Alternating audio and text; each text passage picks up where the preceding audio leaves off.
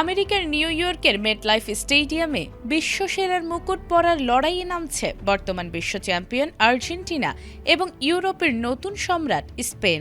একদিকে লিওনেল মেসির ক্যারিয়ারের শেষ বিশ্বকাপ ট্রফি ধরে রাখার আকাঙ্ক্ষা, অন্যদিকে লামিন ইয়ামাল, নিকো উইলিয়ামসদের গতিঝড়।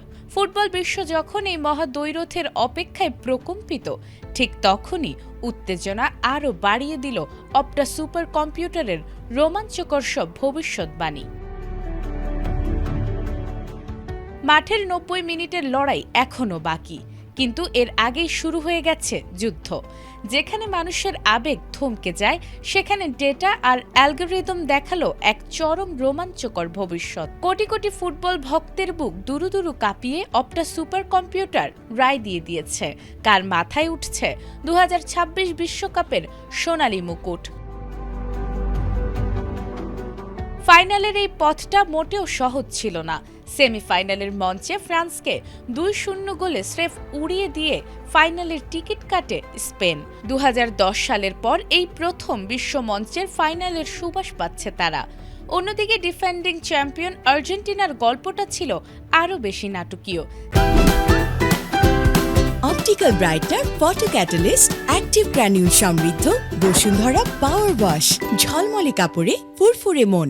সেমিফাইনালে পরাশক্তি ইংল্যান্ডের বিপক্ষে প্রথমে পিছিয়ে পড়লেও বুক ভাঙা হতাশা পেছনে ফেলে দুর্দান্ত প্রত্যাবর্তনে টানা দ্বিতীয়বারের মতো ফাইনালে পা রাখে আলবিসেলেস্তেরা। তবে ফুটবল প্রেমীদের তুমুল বিতর্কের মাঝে অপটা সুপার কম্পিউটার রায় দিয়েছে স্পেনের পক্ষে। টুর্নামেন্টে পাসিং, প্রেসিং ও নিখুঁত আক্রমণের উপর ভিত্তি করে স্পেনকে ৫৬% এবং আর্জেন্টিনাকে ৪৪% জয়ের সম্ভাবনা দেয়া হয়েছে।